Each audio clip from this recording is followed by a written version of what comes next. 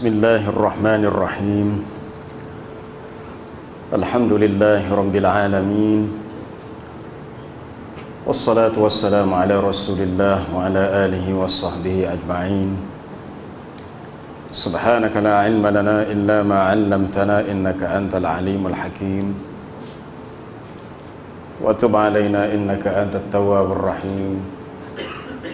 Rabbi shrah li sadri wa yassir li amri wahlul 'uqdatam min lisani yafqahu qawli.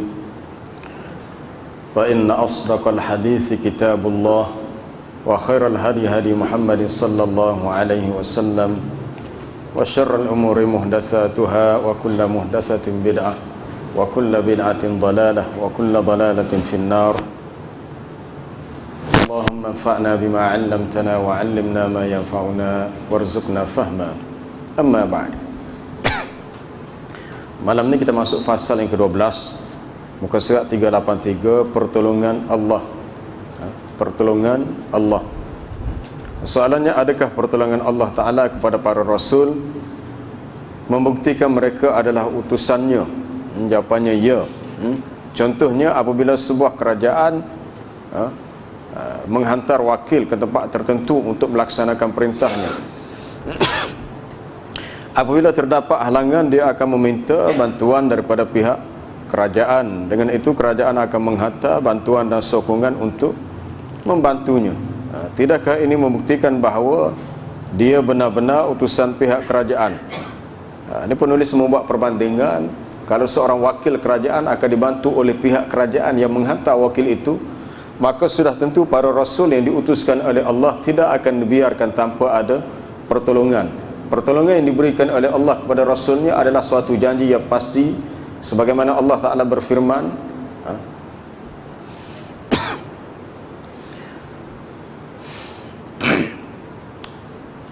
walaqad sabaqat kalimatuna li'ibadinal mursalin innahum lahumul mansurun. Sesungguhnya telah berlalulah ketentuan kalimah kami kepada rasul-rasul yang kami utuskan, bahwasanya mereka adalah golongan yang akan diberi kemenangan.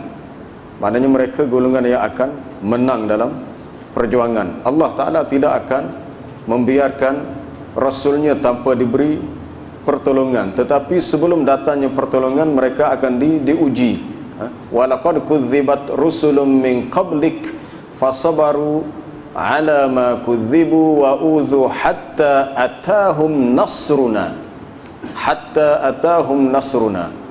Sesungguhnya telah didustakan, telah dibohongi rasul-rasul yang sebelum kamu, rasul-rasul terdahulu sebelum diutuskan Nabi SAW.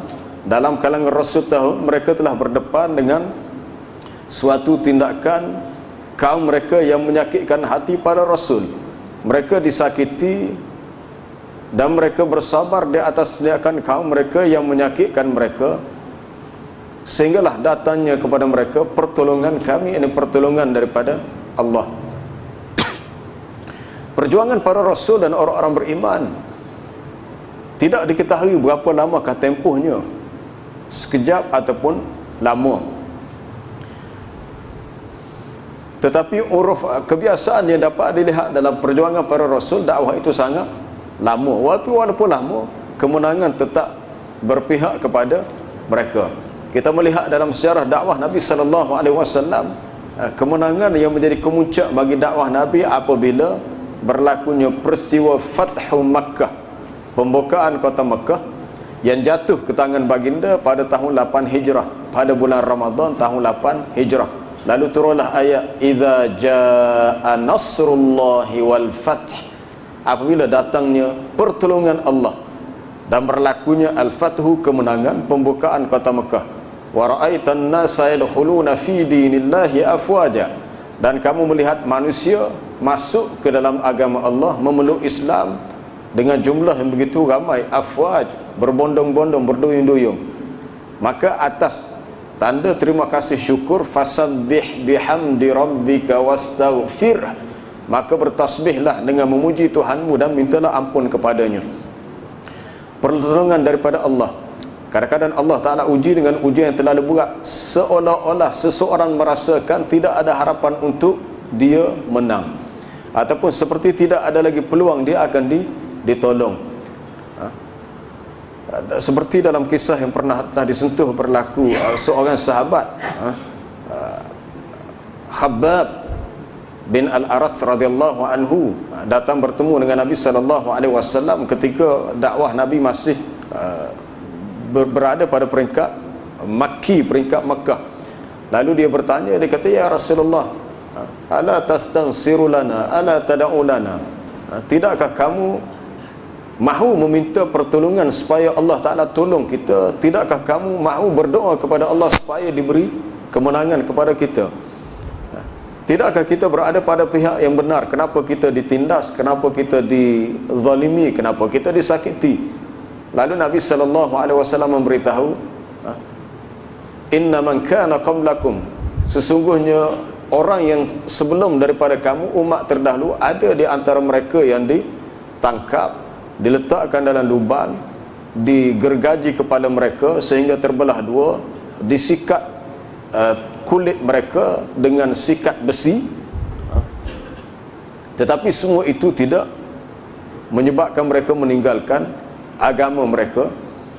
Maka demi Allah, sesungguhnya Allah Ta'ala akan menyempurnakan urusan ini sehingga seorang pengembara yang berjalan daripada Sana'a ke Hadramaut, dua buah bandar Yaman, mereka tidak akan merasa takut kecuali hanya takut kepada Allah, ataupun takut berlakunya ancaman serigala kepada kambing-kambing mereka. Walakinnakum tasta'jilun, tetapi kamu sangat gopoh, baru berjuang 2-3 tahun dah nak menang, dan meminta-minta supaya cepat diturunkan pertolongan. Am hasibtum an tadkhulul jannah, adakah kamu menyangka kamu akan masuk syurga? Walamma ya'tikum mathalul ladzina khalau min qablikum, padahal belum datang kepada kamu ujian sebagaimana yang didatangkan kepada umat terdahulu daripada kamu. Massathumul ba'sa'u wad-dharra'u wa zulzilu hatta yaqula ar-rasulu walladzina amanu ma'ahu mata nasrullah. Mereka itu disentuh oleh banyak perkara yang menyakitkan, oleh al-ba'sa, kemelaratan, kesusahan, oleh kesempitan, sehingga pendirian mereka itu digoncang dengan begitu kuat, sehingga mereka merasakan tidak sanggup untuk terus bertahan. Lalu berkatalah Rasul dan orang-orang yang beriman, mata nasrullah, bilakah datang pertolongan Allah? Ala inna nasrallahi qarib, ketahuilah sesungguhnya pertolongan Allah itu sudah dekat. Apa sahaja yang berlaku maka dikira dekat. Sama ada berlaku esok, lusa, apabila Allah Ta'ala menjanjikan bahawa kemenangan itu akan berlaku, maka ia dikira dekat. Wa kana haqqan alaina nasrul mu'minin, dan adalah suatu hak kemestian bagi kami, kata Allah, menolong orang yang beriman.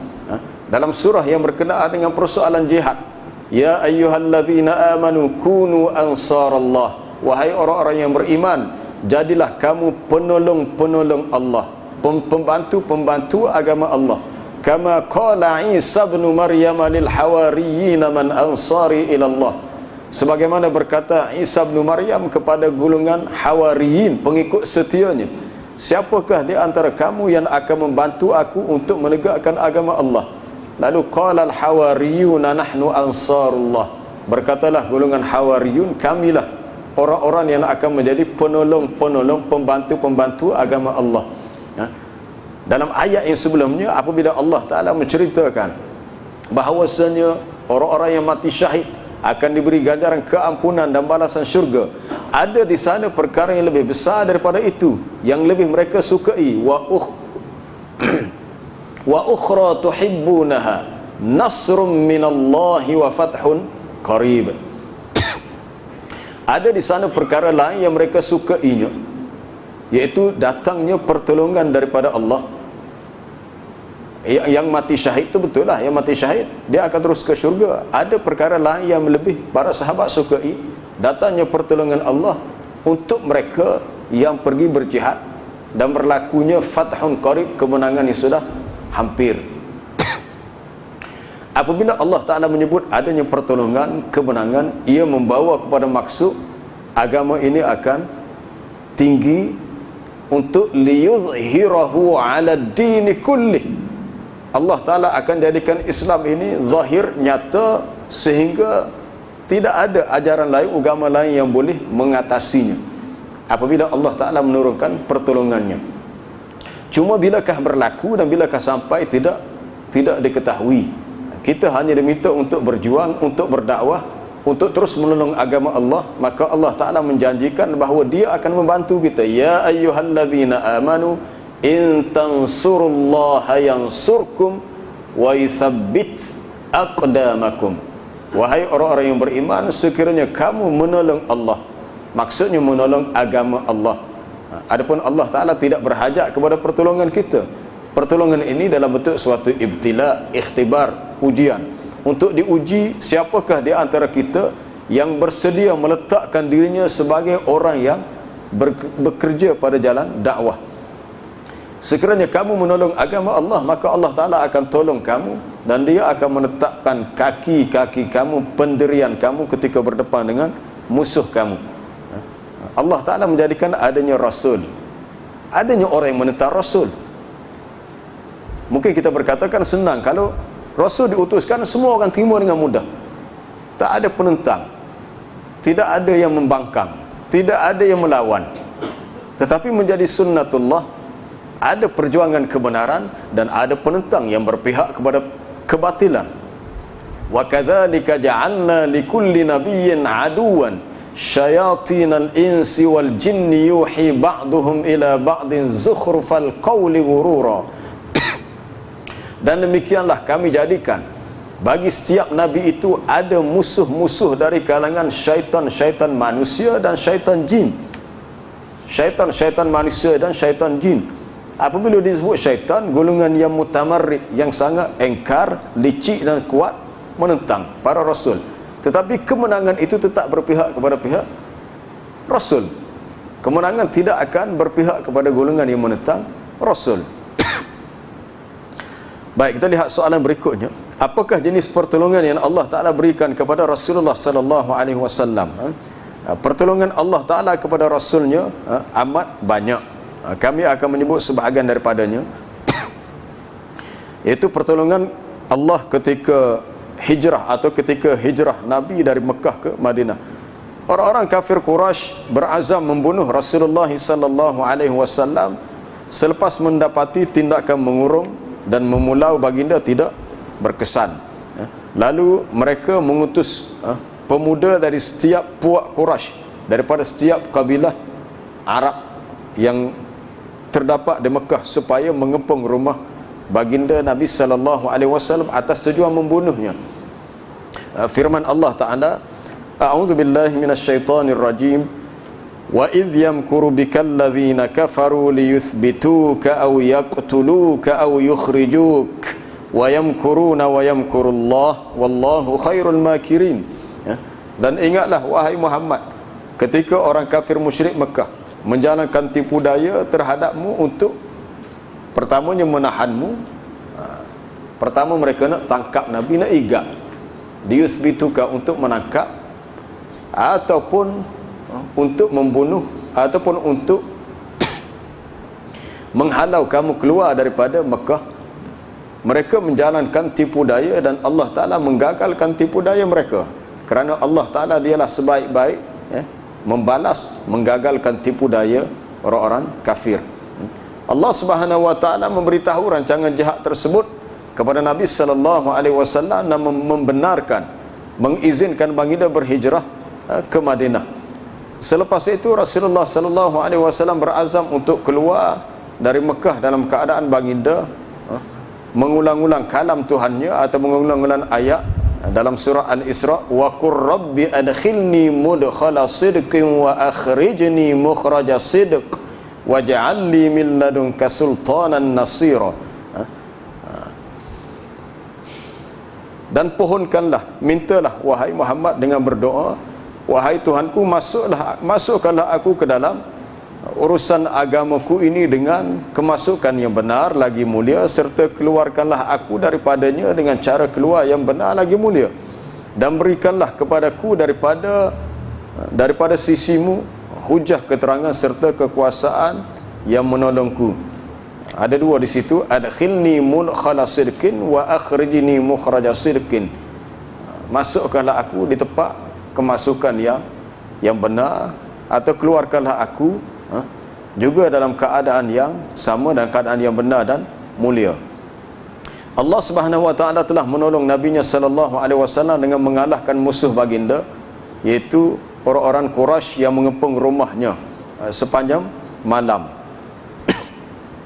bagi menghalang baginda melarikan diri. Walaupun ada perbezaan pandangan, ada kata peristiwa ini berlaku waktu siang hari, waktu malam, itu dari segi pandangan ahli sejarah. Tetapi yang sebahagian disebut dalam kitab sirah yang mengatakan berlaku pada waktu malam, tetapi keesokan harinya daripada rumah Abu Bakar berlaku pada waktu siang hari. Baik, semasa keluarnya Nabi daripada rumah tu, dia membaca ayat ke-9 dalam surah Yasin. وَجَعَلْنَا مِنْ بَيْنِ أَيْدِيهِمْ سَدًّا وَمِنْ خَلْفِهِمْ سَدًّا فَأَغْشَيْنَاهُمْ فَهُمْ لَا يُبْصِرُونَ. Kami jadikan di hadapan mereka ada sad. Sad ni ada benteng, ada dinding, adanya penghalang, dan di belakang mereka juga ada sad, dan ada benteng penghalang yang menyebabkan pandangan mereka tertutup. Maka kami tutup pandangan mereka itu dan mereka tidak dapat melihat. Rasulullah sallallahu alaihi wasallam dan sahabatnya Abu Bakar As-Siddiq menuju ke Gua Thur untuk bersembunyi. Bukan Gua Hira di lain, Gua Thur, kawasan menuju ke arah selatan sebagai suatu helah, walaupun tujuan asal ke Yathrib, menuju ke utara, daripada Mekah ke utara, tapi dia lari ke Gua Thur untuk bersembunyi dengan bantuan dia pergi dalam keadaan berdua, إِذْ أَخْرَجَهُ الَّذِينَ كَفَرُوا ثَانِيَ اثْنَيْنِ إِذْ هُمَا فِي الْغَارِ. Ingatlah ketika mereka itu mengusir keluar Nabi dan juga sahabatnya Abu Bakar dalam keadaan mereka berdua tu, ketika mereka berada dalam Gua Thur. Bersembunyi adalah sampai 2-3 hari. Dan selama tempoh itu seorang pembantu, Amir bin Fuhairah, datang membawa kambing-kambing gembalaan untuk menutup bekas tapak kaki di atas padang pasir, supaya tidak boleh dikesan oleh orang-orang Quraisy yang cari ni. Dia kata belah-belah mana pun kena cari juga, sama ada hidup atau mati, Muhammad ini mesti kita tangkap, kata mereka. Belah-belah mana pun kena igak juga. Jadi mereka cuba menjejaki, akhirnya sampai dekat dengan pintu Gua Thur. Dan selama tempoh itu jugalah Asma binti Abu Bakar, saudara perempuan kepada Aisyah radhiyallahu anha, bertugas membawa bekalan makanan. Mana semuanya berperanan. Amir bin Fuhairah pun ambil peranan untuk membantu agama Allah dalam suasana yang sangat genting dan mencemaskan. Asma binti Abu Bakar radhiyallahu anha, seorang wanita, juga ambil bahagian juga, walaupun dalam bentuk hantar bekal makanan. Dan ada ahli sejarah menyebut selama tempoh berada dalam Gua Thur, Allah Ta'ala datangkan burung merpati. Itu tidak ada riwayat. Syekh Mutawalli Sya'rawi, seorang tokoh ulama daripada Mesir, menulis berhubung dengan sirah Nabi. Dia kata itu adalah satu riwayat yang tidak sahih. Ada yang mengatakan ada sarang burung merpati, kemudian sarang labah-labah. Tidak ada riwayat yang sahih. Boleh jadi betul, boleh jadi tidak, tetapi kemungkinan besar tidak tepat. Cuma orang-orang Quraisy yang mencari baginda sudah sampai betul-betul di depan pintu Gua Thur. Cuma mereka tidak tunduk lah. Kalau tunduk jenguk memang nampak. Tetapi Allah Ta'ala memberi pertolongan sehingga apa yang sepatutnya berlaku tak berlaku. Apa yang kita kata khawatir akan berlaku maka tidak berlaku. sehingga Abu Bakar As-Siddiq radhiyallahu anhu benar-benar rasa cemas dan takut. Rasa cemas dan takut. Idh yaqulu li sahibihi la tahzan innallaha ma'ana. Ketika dia berkata kepada sahabatnya, ketika Nabi berkata kepada Abu Bakar, janganlah kamu bersedih, janganlah kamu berduka cita, sesungguhnya Allah Ta'ala bersama dengan kami. Fa anzalallahu sakinatahu alaihi wa ayyadahu bijunudin lam tarawha. Maka Allah Ta'ala menurunkan sakinah, ketenangan. Turunnya ketenangan ini satu pertolongan yang besar. Turunnya as-sakinah itu satu pertolongan yang besar. Kalau kita berada dalam keadaan kita rasa tertekan, kita rasa banyak masalah, Allah Ta'ala memberi ketenangan dalam keadaan yang tidak disangka-sangka, maka ia satu pertolongan yang sangat besar apabila diberi as-sakinah. Jiwa kita rasa tenang, sehingga masalah yang besar pun terasa kecil, masalah kecil pun rasa pun tak ada apa satu. Dan Allah Ta'ala menguatkan pertolongan itu dengan diturunkan tentera-tentera yang mereka tidak melihatnya, iaitu para malaikat. Para malaikat, kalau dikatakan tentera tu sarai labuh-labuh dengan burung merpati, itu boleh dilihat. Tentera yang tidak dapat dilihat itu al-malaikah. Wa ja'ala kalimatal ladzina kafaru sufla wa kalimatullahi hiyal ulia. Allah Ta'ala menjadikan kalimah seruan orang kafir rendah, adapun kalimah Allah, kalimah la ilaha illallah, itulah kalimah yang tinggi. Dalam peristiwa hijrah, apabila diberi ketenangan kepada Abu Bakar As-Siddiq, diberi ketenangan itu sebenarnya suatu pertolongan, pertolongan yang terus datang daripada Allah untuk Abu Bakar menghilangkan rasa resah gelisahnya. Orang-orang musyrik Mekah pula berusaha mengesan jejak baginda.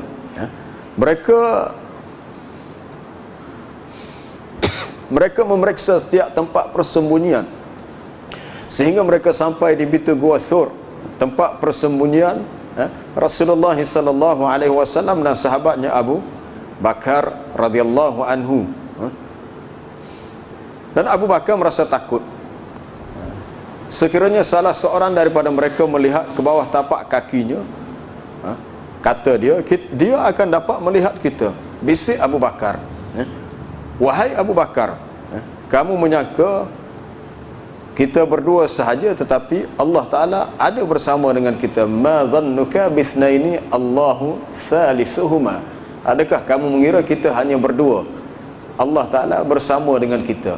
Maksud bersama di sini bukan ma'iyah dari sudut zatiyah, ma'iyah dari sudut Allah Ta'ala memberi at-ta'yid, an-nasru, ar-ri'ayah, al-hifdhu. Allah Ta'ala memberi pertolongan, memberi kekuatan, memberi jagaan, perhatian, sehingga orang-orang kafir tidak dapat menangkap atau melakukan apa-apa ke atas mereka berdua. Secara umumnya Allah Ta'ala tetap bersama dengan hamba-Nya, tetapi dalam kes ini ketika Nabi dan Abu Bakar bersembunyi di gua bersembunyi dalam gua Thur,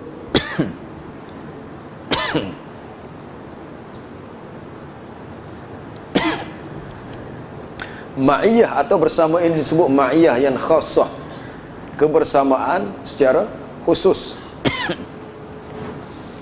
dari sudut an-nasru wa ta'yid, pertolongan dan memberi sokongan.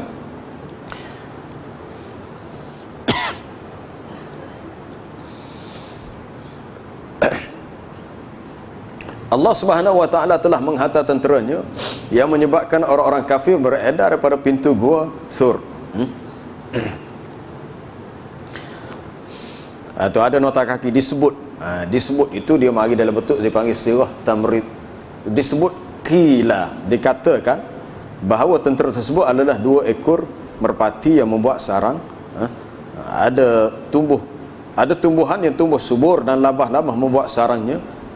Lalu orang kafir berkata ketika mereka sampai di pintu gua, sekiranya seseorang telah memasuki gua ini, sarang labah-labah ini tentu tidak akan wujud. tetapi riwayat ini masih fihi nazar, masih boleh dianalisa, disemak, sebab dia datang dalam bentuk qila. Boleh jadi benar, boleh jadi tidak. Lalu mereka beredar dari situ dalam keadaan sangat hampa ataupun kecewa sebab yang dicari tidak ditemui, padahal ada dah situ. Walhal jarak mereka dengan Rasulullah sallallahu alaihi wasallam dan Abu Bakar hanyalah beberapa langkah sahaja. Yang ini kalau Allah Taala tidak izinkan, maka tindakan mereka tidak akan berjaya walaupun sudah dekat. Baik, maka itulah ayat yang telah dibacakan tadi, itu ayat dalam surah At-Taubah ayat 40. Baik, kita terus. Selepas itu Rasulullah sallallahu alaihi wasallam dan Abu Bakar As-Siddiq memulakan perjalanan hijrah ke Madinah. Cerita dia sebut ni nak kaitkan dengan tajuk ni, tajuk pertolongan Allah ni, nasrum minallah, pertolongan daripada Allah, yang berlaku semasa peristiwa hijrah. Banyak lagi hak lain-lain, mungkin dia tidak sebut semualah peristiwa dalam siri-siri perjuangan yang lain. Tanpa disedari, seorang penunggang kuda Quraisy bernama Suraqah bin Malik berjaya menjejaki mereka berdua. Apabila dia berjaya menghampiri Nabi dan Abu Bakar, kudanya enggan menurut perintah dan menjatuhkannya sebanyak dua kali, sedangkan dia seorang penunggang yang terlatih. Siapa dekat Nabi macam mana? Kalau kita bahasa Kelantan kata gelecoh, kaki kuda tu macam gelecoh, lalu dia jatuh sembel, tersungkurlah. Kuda buat begitu, bila dia rendahkan sedikit badan depan dia, maka orang di atas kuda tu mesti jatuh sembel, jatuh tersungkur, kemudian bangkit bangun, jatuh pula. Padahal dia seorang penunggang yang hebat. Dengan itu terdetik di hatinya bahawa dia sebenarnya sedang menghalang seorang Nabi. Lalu dia bangun sambil mengibas debu pada badannya, kemudian memanggil Rasul sallallahu alaihi wasallam, meminta jaminan keamanan dan meminta kemaafan. Dia menawarkan bekalan dan peralatan kepada Nabi dan Abu Bakar. Kami tidak memerlukannya, tetapi kamu hendaklah memesongkan usaha menjejaki kami. Dan kisah ini menarik sebab dalam sejarah disebut Nabi sallallahu alaihi wasallam menjanjikan kepada Suraqah bin Malik bahawa dia akan diberi gelang milik Raja Kaisar Rom. Dan akhirnya peristiwa itu berlaku zaman Khalifah Umar Al-Khattab, dan akhirnya diberikan kepadanya setelah tumbangnya kerajaan yang besar itu. Baik, pada waktu pagi dia adalah pemburu Nabi dan Abu Bakar, tapi pada waktu petang bertukar menjadi pengawal mereka. Allah Ta'ala boleh tukar, maksudnya ini pertolongan yang berlaku dengan begitu cepat. Paginya musuh, petangnya menjadi kawan. Semasa peringkat dakwah Nabi di Mekah, dua orang yang kuat menentang Nabi, Amr bin Hisham, atau sebenarnya dikenali dengan Abu Jahal. Amr bin Hisham, seorang lagi Umar Al-Khattab. Dua orang yang sangat kuat menentang Nabi. Akhirnya Rasulullah sallallahu alaihi wasallam berdoa, ya Allah, berilah kekuatan kepada Islam dengan salah seorang daripada dua Umar ini. Satu Umar, satu lagi Amr. Akhirnya Allah Ta'ala memperkenankan doa Nabi dengan Islamnya Umar Al-Khattab radhiyallahu anhu selepas itu. Jadi pertolongan itu datang dalam bentuk dimakbulkan doa. Pertolongan yang datang dalam bentuk doa dimakbulkan.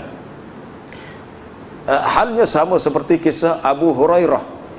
Abu Hurairah setelah dia masuk Islam, dia berduka cita kerana ibunya yang masih kafir marah kepada dia lah, marah masuk Islam. Akhirnya Abu Hurairah minta kepada Nabi supaya berdoa agar dilembutkan hati ibunya. Selepas Nabi berdoa, Abu Hurairah balik ke rumah, didapatinya mak dia dah masuk Islam, menyatakan keislamannya. Mana doa yang mustajab, lalu Allah Ta'ala memberi pertolongan melalui doa yang diperkenankan itu. Baik, kemudian contoh yang kedua, pertolongan Allah dalam peperangan Badar. Peperangan Badar yang berlaku pada bulan Ramadan tahun 2 Hijrah. Wa laqad nasarakumullahu bi badrin wa antum adhillah fattaqullaha la'allakum tashkurun. Sesungguhnya Allah Ta'ala telah menolong kamu mencapai kemenangan dalam peperangan Badar, sedangkan kamu berkeadaan lemah kerana sedikitnya jumlah kamu. Kebanyakan ahli sejarah menyebut bilangan tentera Islam hanya 313. Kita tu ya 313. Maknanya bilangannya tidak banyak sangatlah, setakat tu ya. Maka bertakwalah kepada Allah, mudah-mudahan kamu bersyukur. Tidak semua nama peperangan disebut dalam Quran. Hanya setengah-setengah saja disebut. Dalam Quran ada surah Al-Ahzab berhubung dengan peperangan Ahzab. Dalam surah At-Taubah disebut peperangan Hunain, wa yauma Hunainin idz a'jabatkum kasratukum. Dalam surah Ali Imran, wa laqad nasarakumullahu bi Badrin, dalam peperangan Badar. Tetapi banyak lagi siri-siri peperangan lain yang tidak disebut namanya, walaupun peperangan itu berlaku. Peperangan itu berlaku, cuma datang kisahnya, cuma tak disebut nama peperangannya. Orang Islam keluar membawa 70 ekor unta dengan bilangan hampir 300 orang. Mereka keluar untuk merampas satu kafilah dagang Quraisy yang pulang daripada Syam. Merampas ni bukan rapah nak ambil harta ke? Tidak, maksud rapah di sini sebab tujuannya umat Islam yang tinggal di Madinah, para sahabat mahu supaya ketua kafilah kaum Quraisy yang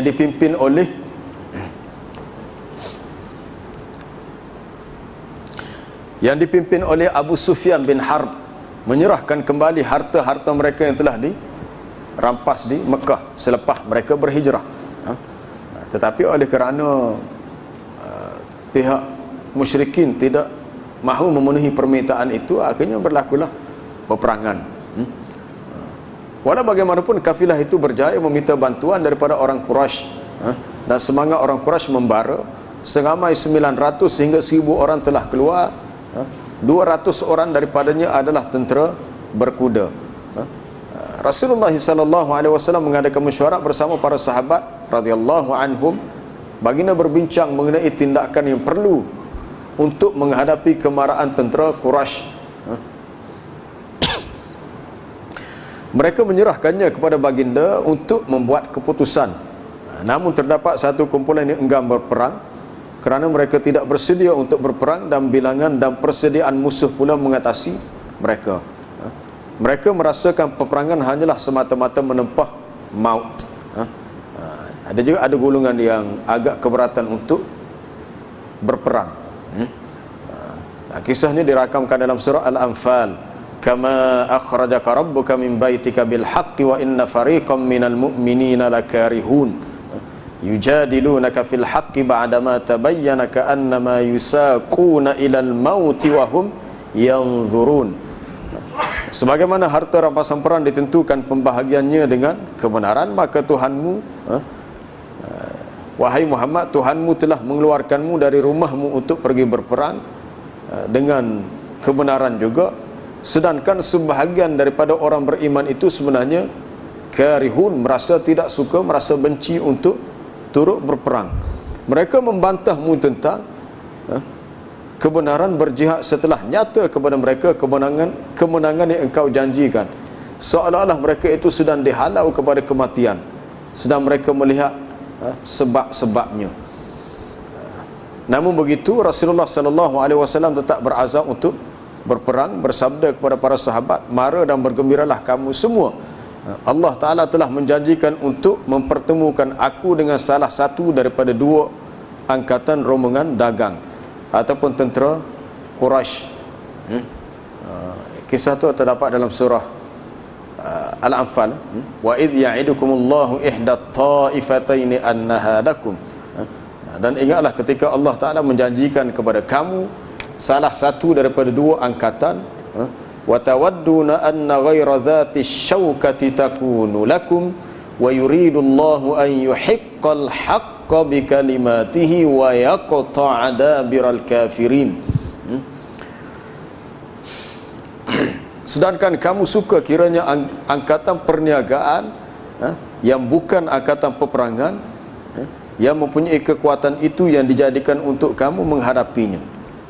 Yani apa dia, umat Islam lebih suka kalau mereka berdepan dengan angkatan perniagaan bukannya angkatan perang. Sebab kalau angkatan peperangan, maka mereka itu mempunyai kekuatan. Zati syaukah. Asyaukah ni asalnya benda yang tajam, macam berduri. Kalau buah durian tu biasa orang Arab panggil Abu Syaukah, bapa duri. Sebab buah durian tu banyak duri. Syaukah merujuk kepada benda yang tajam, iaitu sebagai suatu simbolik kepada kekuatan dalam peperangan. Dan Allah Ta'ala mahu untuk menetapkan yang benar, yakni agama Islam dan kalimahnya, dan untuk membinasakan kaum yang kafir. Kemudian turunnya pertolongan Allah kepada orang Islam sebelum berlaku peperangan. Pada malam itu turunnya hujan. Kemudian adanya rasa mengantuk, diberi keamanan dan ketenangan. Allah Ta'ala juga menurunkan hujan yang menyegarkan udara sekeliling dan memantapkan pasir tempat berpijak. Turunnya hujan pada malam sebelum berlakunya peperangan. Allah juga telah menukarkan rasa gentar menghadapi musuh kepada keyakinan. Ini pertolongan juga. Hak rasa gerung, takut nak berdepan dengan musuh, jadi rasa berani. Dalam hadis sahih Bukhari, Nabi SAW bersabda, "U'titu khamsan lam yu'tahunna ahadun qabli." Ada 5 perkara yang telah diberikan kepada aku dan tidak diberikan kepada sesiapa pun sebelum aku. Pertamanya diberi kepada Nabi, "Nusirtu birru'bi masirata syahrin." Aku diberi pertolongan, diberi kemenangan melalui adanya rasa ar-ru'b, rasa gerung dalam hati musuh, walaupun sejauh sebulan perjalanan. Tentera musuh ni dengar Nabi dan sahabat nak pergi ke tempat mereka, jauh lagi sebulan dengan siapa. Orang yang dengar sana tu ketal lutut dah. Perjalanan tu jauh lagi, masiratah syahrin, sejauh sebulan perjalanan. Tapi bila dengar kata tentera-tentera Muhammad akan datang ke tempat kita, demo tu dipenuhi hati dengan birru'b, rasa gerung. Rasa gerung dalam hati itu rupanya satu, nasrun minallah, pertolongan daripada Allah. Cara Allah Ta'ala tolong. Lepas tu kalau Allah Ta'ala tolong kita, kita berdepan dengan orang jahat, kita tak ada buat apa, orang jahat tengok kita, dia rasa gerung, rasa takut. Kita kata mari mana? Mari mana? Itu pertolongan daripada Allah. Dia boleh berikan kepada sesiapa yang dia kehendaki. Tetapi kalau pertolongan tidak diberikan, kita tengok orang jahat, dia semakin berani, kita semakin takut. Menyebabkan kita hidup dikelilingi rasa ketakutan yang tidak putus-putus. Rasa takut sama, pergi situ takut, pergi sini takut. Maka mintalah kepada Allah Ta'ala supaya diberi kepada kita rasa keamanan. Allahumma ansurna wala tansur alaina. Allahumma a'inna wala tu'in alaina. Ya Allah, tolonglah kami, janganlah engkau menolong musuh untuk mengalahkan kami. Bantulah kami, janganlah engkau beri bantuan kepada musuh yang hendak mengalahkan kami. Kerana an-nasru min indillah wa man nasru illa min indillah. Tidak ada pertolongan dan tidak ada kemenangan kecuali hanya daripada Allah. Jadi mintalah kepadanya. Kita berhenti setakat tu, kita nak beri respon kepada ada 2 soalan bertulis ni.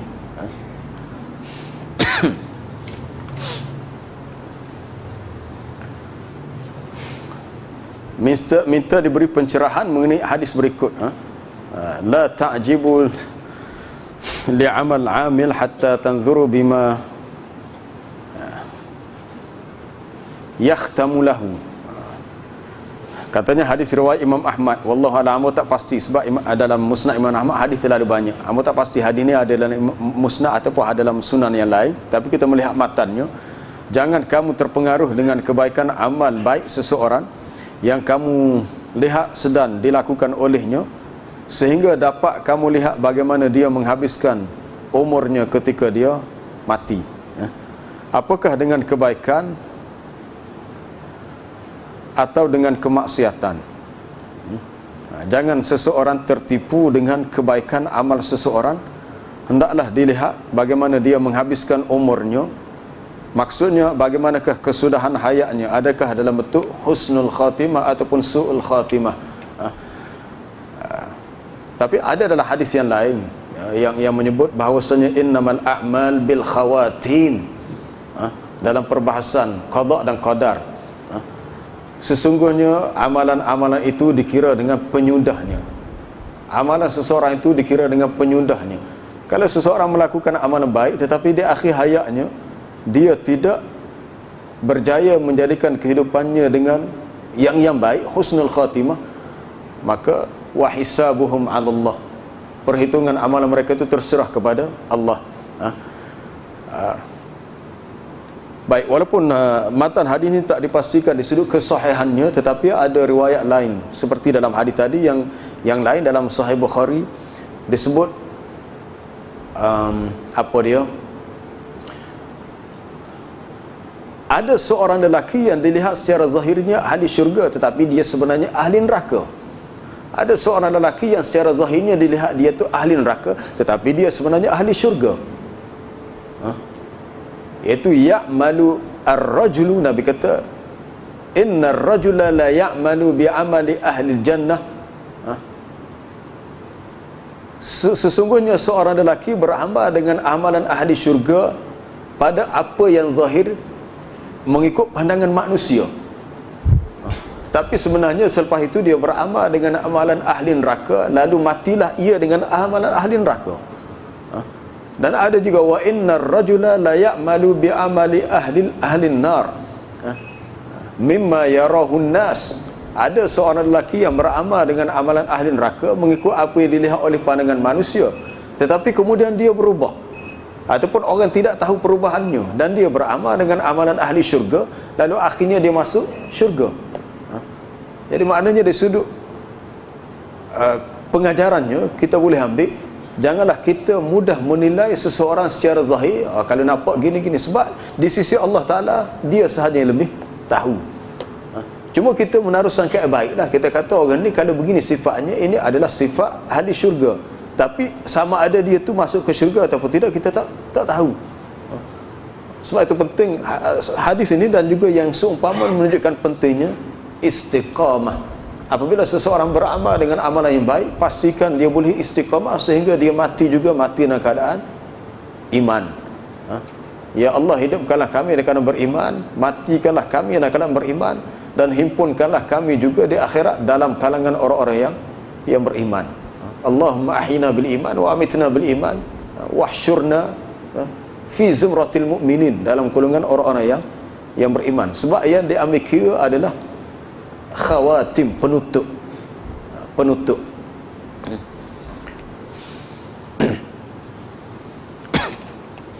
Baik, soalan yang kedua berhubung dengan penulisan sejarah Islam masa lalu. Ya, dikatakan ramai penulis-penulis ini daripada fahaman Syiah, sehingga kan fakta sejarah banyak yang tidak tepat dan tidak seimbang. Contoh paling ketara ialah pertikaian yang berlaku antara Sayyidina Muawiyah dan juga Sayyidina Ali. Sayyidina Muawiyah radhiyallahu anhu dan Sayyidina Ali radhiyallahu anhu digambarkan seolah-olah Muawiyah ni menipu. Apa yang menduga ceritakan sumbangan Sayyidina Muawiyah terhadap Islam ditenggelamkan dengan cerita keganasan, kesombongan. Sebab ramai perawi-perawi sejarah adalah dari kalangan Syiah, maka banyak fakta-fakta yang diterima adalah tidak tepat. Itu diberitahu sendiri oleh Al-Imam At-Tabari, Ibn Jarir At-Tabari dalam kitab sejarahnya Tarikh Al-Umman wal Muluk, atau dikenali dengan Tarikh At-Tabari. Dia menyatakan dalam mukaddimah kitabnya bahawa apa yang aku tulis ini adalah berdasarkan kepada apa yang aku dengar, tetapi mungkin kamu membaca sebahagiannya yang kamu sendiri tidak suka untuk mendengarnya, maka kamu perlu menilai. Dia hanya memenuhi tanggungjawab untuk sampaikan apa yang dia tahu. Sama ada betul atau tidak, kita kena nilai balik. Kalau didapati bahawa perawi itu perawi Syiah, maka kemungkinan besar cerita itu adalah berat sebelah.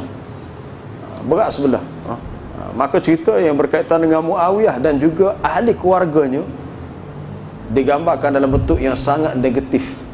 Muawiyah bin Abi Sufyan termasuklah anak dia Yazid bin Muawiyah, termasuklah isteri kepada Muawiyah iaitu Hindun binti Utbah. Semua dia digambarkan dalam bentuk yang sangat buruk. Syiah mereka cerita setengah mengatakan tidak benar dalam peristiwa perangan Uhud apabila Hindun belah dada Sayyidina Hamzah bin Abdul Muttalib, belah patu mamuh hati itu untuk telan, atas tujuan untuk memburukkan peribadi Hindun, walaupun dia telah masuk Islam lepas tu. Betul lah masa peperangan Uhud tu dia masih kafir, tetapi akhirnya dia masuk Islam selepas peristiwa pembukaan kota Mekah. Tapi oleh kerana ada kaitan dengan Hindun tu adalah isteri kepada Muawiyah, kemudian ia adalah ibu kepada Yazid, maka perawi-perawi Syiah cuba menggambarkan dalam bentuk yang sangat buruk. Padahal terdapat hadis-hadis yang memuji Khalifah Muawiyah bin Abi Sufyan. Bahkan Nabi pula berkahwin dengan dia punya saudara perempuannya, Muawiyah bin Abi Sufyan. Ada seorang saudara perempuan dia, Ummu Habibah. Ummu Habibah adik-beradik perempuan kepada Muawiyah, anak kepada Abu Sufyan. Masa peperangan Badar, Abu Sufyan tu berlawan dengan Nabi. Kemudian Nabi berkahwin pula dengan anak Abu Sufyan. Dulu jadi musuh Nabi dalam peperangan Badar.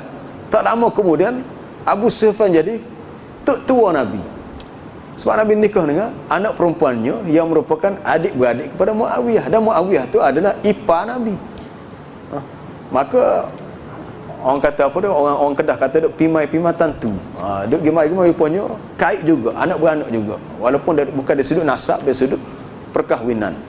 Sebab tu bila kita baca sejarah, kita kena lebih cermat, lebih berhati-hati. Dalam hadis Sahih Bukhari disebut ada satu tentera yang baik, tentera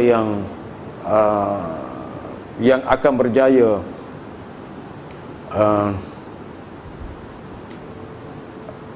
membuka kota apa dia selepas ini berlaku zaman Khalifah Muawiyah, yang berjaya menyeberangi laut. Disebut menyeberangi laut, dan salah seorang ni ikut tu namanya Ummu Maljam, Ummu Haram, yang ada kaitan dengan dari segi kekeluargaannya dengan Anas bin Malik.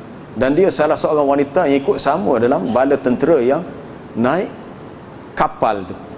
Bila berlaku tu zaman Khalifah Muawiyah bin Abi Sufyan. Jadi kita kena nilai dengan adil, sebab dia ni adalah sahabat. Sebab itu apabila Allah, siapa dia,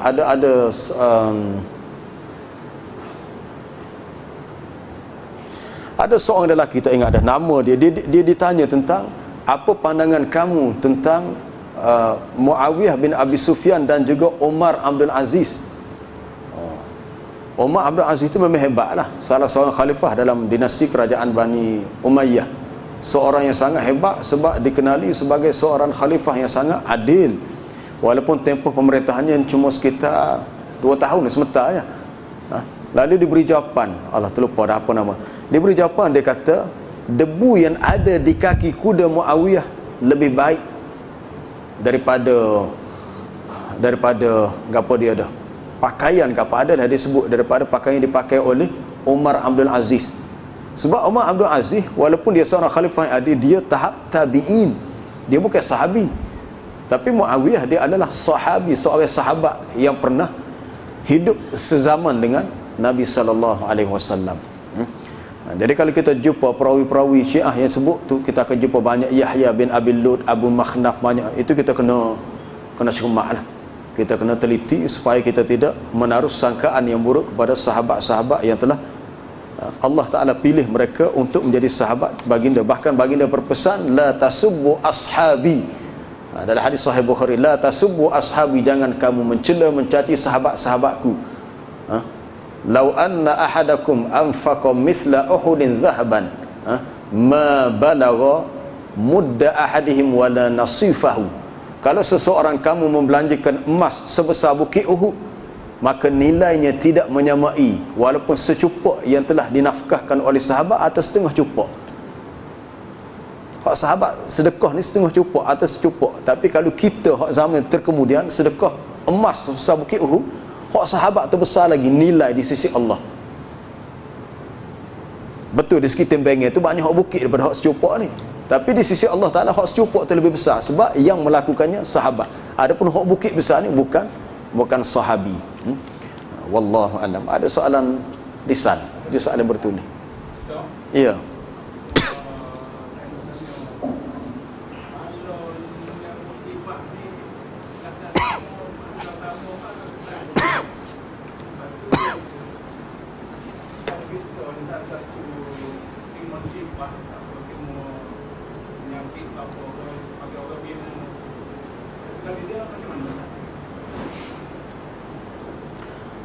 Perkataan musibah dan bala sama atau tak sama? Sama. Dia cuma kalimatani mutaghayyirani fil lafzi walakin mutasawiyatani fil makna. Kalimah yang lain pada lafaznya tapi sama pada maknanya. Dalam kisah Fir'aun membunuh anak-anak lelaki Bani Israel, wa fi dzalikum bala'um mir rabbikum azim. Pada yang demikian itu menjadi suatu bala yang besar. Bala ni boleh jadi suatu kesusahan, bala ni boleh jadi suatu ibtila, ujian. Bala dengan maksud ikhtibar, ujian.